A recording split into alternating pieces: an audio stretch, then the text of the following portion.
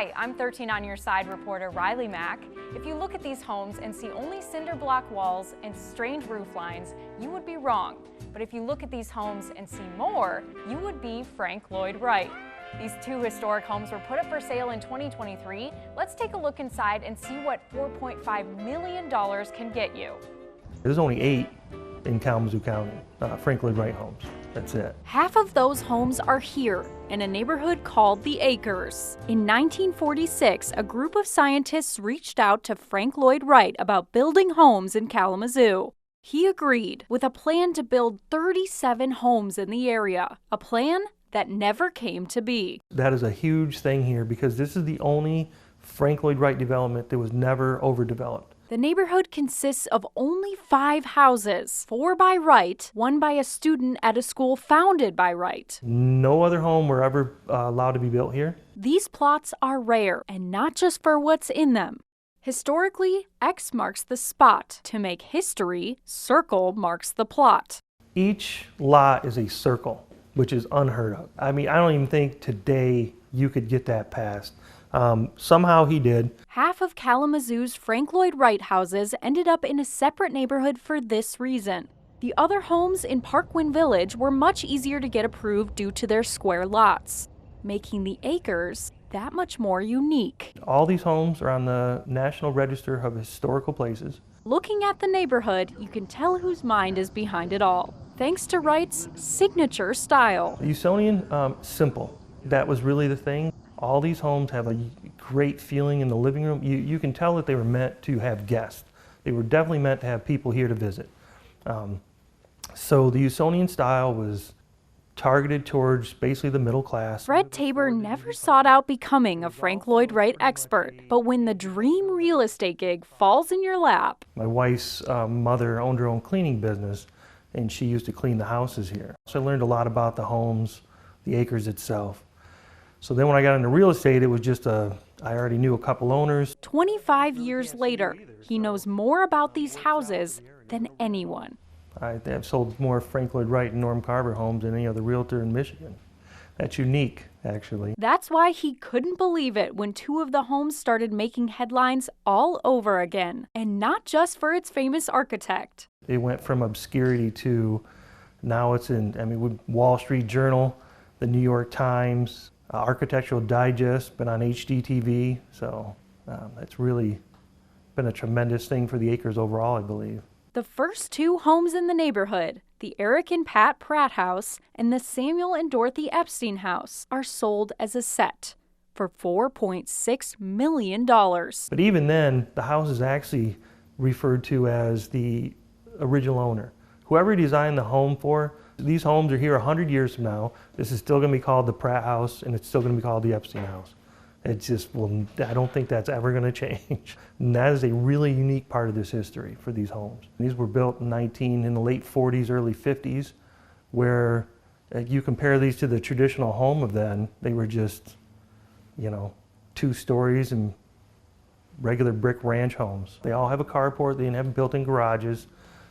They all have radiant floor heat, cement floors, which was at the time unheard of.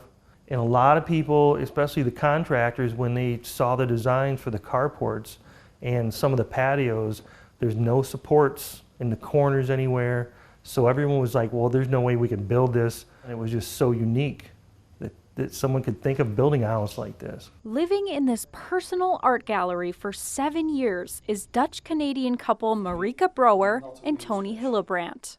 Because I didn't know how big Frank Lloyd Wright was. When the couple saw Falling Water, perhaps the most iconic Frank Lloyd Wright home, they were bit by the architecture bug. But nothing spread its wings until 2015. Tony found the Epstein house for sale on the internet. Their first ever trip to Michigan was to see it in person. With a little bit of education, you think you know what Michigan is. So we thought it was very rural and that it was large industry here. Little did we know that it's a paradise for people that love design. Art, design, architecture, it was just amazing for us. And we keep exploring on every trip that we come here. And usually we're here about a week per month. We visit some site. and some architecture or beautiful gardens, and it's just a museum. It's fantastic. We didn't know. It was a very pleasant surprise, and not only that, but we like how straightforward people are here, very honest, hardworking. That was very good for us. We've had an amazing time here. But that's a nice thing with Michigan. There's so much to see. There's here. so much to do. The second they walked into the house, they knew. And we looked at each other, and behind the real estate agent's back, we pinched each other and thought, we were sold. We were sold. And we're never like that, because we always are very careful. We take our time and we educate ourselves, and we were totally sold. Within 3 days, we made an offer. Yeah. And it was accepted. We bought it in January 2016. The Epstein house is about 2,500 square feet. That is 3 bedrooms, 2 baths as well. There. That's a pretty unique feature for any house. And this one has a huge skylight, one of the original blueprints of the home, built-in shelves, cement counters. This is the original dining room table that was built for this home. This bedroom with all this original built-in cabinetry, dressers, all original dressers. These were all built for the house. I think somebody who's never heard of Frank Lloyd Wright in their lives and don't know much about architecture, something happens to them when they're in these homes. Original bathroom here, which still has the original tub, skylight, cabinet. We had no idea that a normal person could actually own a Frank Lloyd Wright property, and we could only buy them because they were fairly lowly priced because of the bad condition that they were in. Many buyers were interested in the home, but this pair stood out. Tony and Marika were probably the perfect buyers for both these homes. They're the only one that had the vision to restore them and to preserve them for the next owner. It looked horrible when we bought it. So it took at least 3 years of constant restoration work with a crew of craftspeople. What did they call them to Fred? It was like an old gym or something, or a prison. Well, I call it a prison in a third world country. The blocks, it really looks bad. Yeah? The restoration now complete, an opportunity came knocking at their new old door. We had met the owner of the Pratt house just once or twice and shook his hand, and that was all. And then he approached us and he said, really, I bought this house 16 years ago. I kept it in fair condition, but I really don't have time to do anything with it. I would love you to buy my house and do to my house what you've done to the Epstein, because he apparently admired what we had done here. And we jumped on the occasion, and we bought it. So the Pratt house is approximately 1,800 square feet, has 2 bedrooms, 2 bathrooms. You have a nice sized master bedroom with a detached master bath.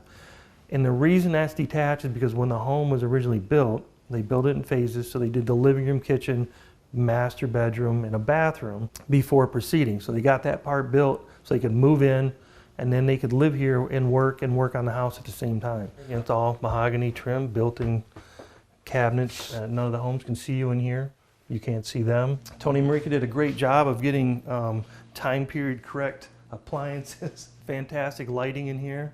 This wall of windows is just phenomenal. It's really, especially from the street view, it's really an eye catcher. That all these blocks were hand formed by the original owners. You have your built-in entertainment center over here, which would have originally held a turntable and all your records. With this wall of windows, you can't see any of the other homes. No one can see you. But you don't really get direct sunlight pounding in on you. So it stays relatively cool here in the summer, even with the high humidity in Michigan. Each home curated specifically for the family it was built for. The feeling when you're in the house, each house has its own feel, right? Its own vibe. So when you walk into this house and then you walk into the Epstein or you walk into one of the other Frank Lloyd Wright homes here, every house has its own feeling. It's like a living, breathing piece of art. So when you walk in, it's just the vibe throughout the house, the flow of the house. Each one is slightly different, and they're all very warm and inviting. You just very comfortable in each of these homes.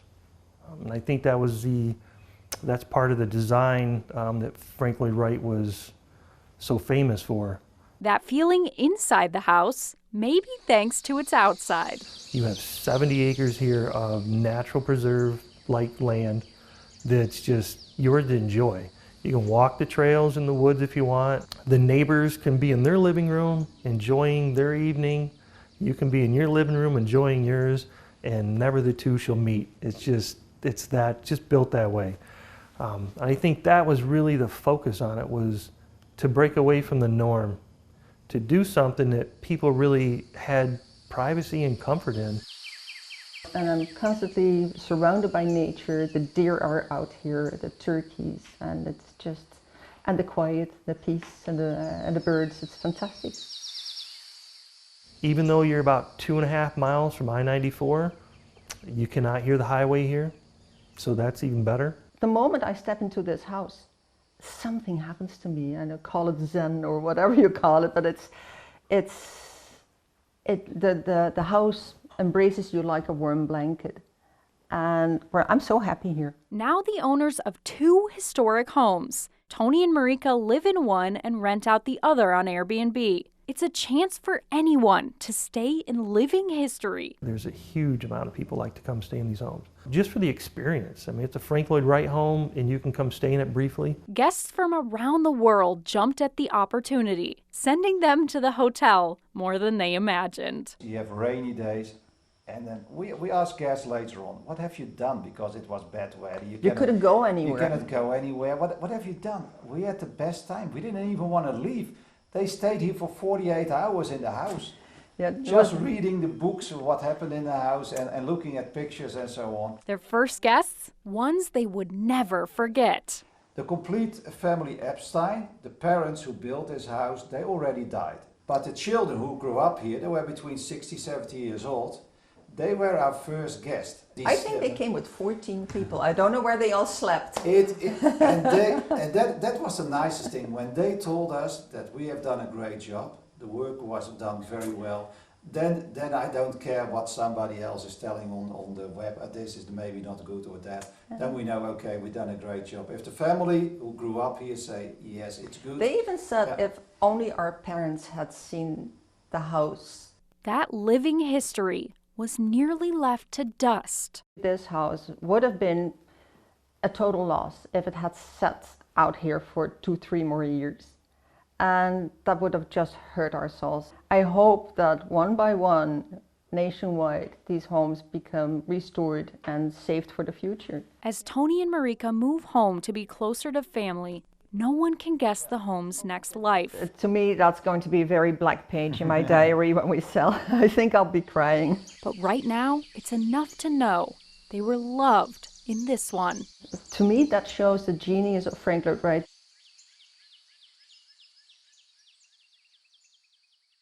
Tony and Marika say they'd love to pass on the homes to someone who wants to share them with the world like they have, but would settle for someone who appreciates them all the same.